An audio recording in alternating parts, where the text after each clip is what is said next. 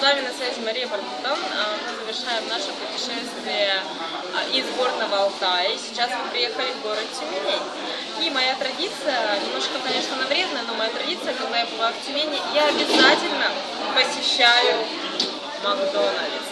Да, это очень вкусная, но такая очень вредная еда. И вы знаете, дорогие друзья, нисколько я не печалюсь об этом, потому что у нас есть прекрасный нейтрализатор этого питания, наше любимое питание Angel.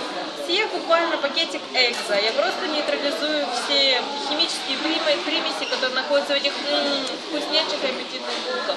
Так что, уважаемые друзья, если вы хотите быть всегда здоровыми и не бояться того, что вы, например, любите жареную картошку, вот эти прекрасные булки, вы просто кушайте пакетики Angel, вы всегда будете здоровы, вы всегда будете уверены в себе.